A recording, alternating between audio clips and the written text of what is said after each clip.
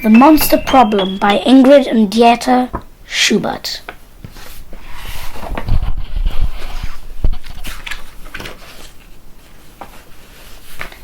"I'm brave," cried Peggy one morning. "As brave as a lion and as fierce as a tiger," as she roared and growled, ready for any adventure.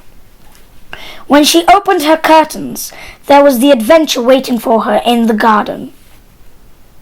4 huge legs and 4 great arms were appearing through the mist. In a second, Peggy was up and dressed. Mum and Dad were fast asleep. "Grrr!" cried Peggy in her loudest voice. "There's a monster in our garden. He's bigger than our house, bigger than our trees." "How nice," said Mum, who rolled over and went straight back to sleep. Peggy put on her shoes and ran outside. "There you are," boomed a deep voice. "I've been waiting for you all night long." "For me? Why?" asked Peggy. "Because we've got a monster of a problem, and we need someone as brave as a lion and as fierce as a tiger to help us." "That's me," replied Peggy. "I'll come, but I'd better tell my mum first." "You again," sighed Mum wearily. "The monster wants me to fly away with him," said Peggy. "He has a problem, and he needs my help." "Well, make sure you're back for breakfast," said Mum. Peggy climbed aboard. "Hold tight," cried the monster, who was called Mumbly. He ran like the wind. In no time at all they were high above the houses. "Whee!" cried Peggy. They flew for miles and miles, out of the city, over the villages, and through a deep, dark forest, where Mumbly landed in a clearing. Bump!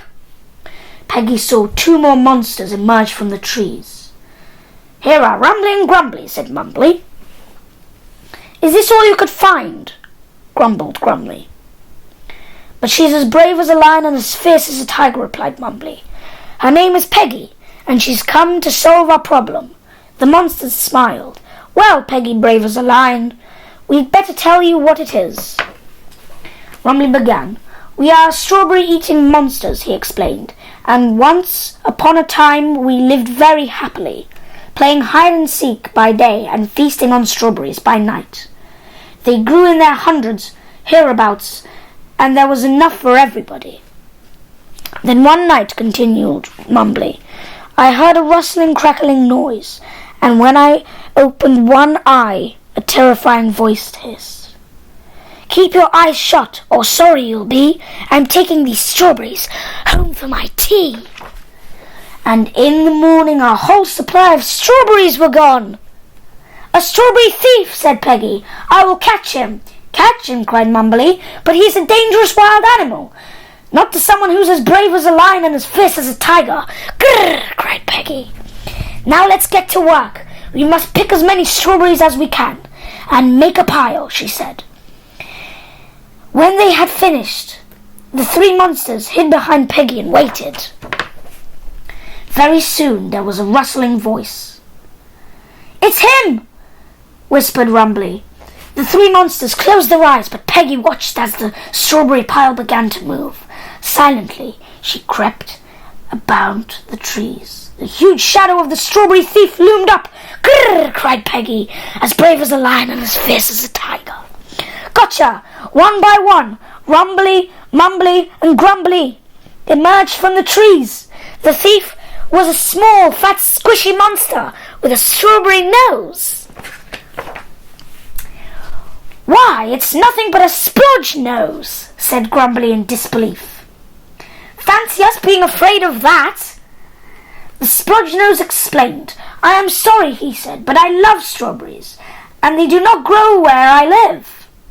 He sounded so sad that Rumbly, Mumbly, and Grumbly decided to be kind.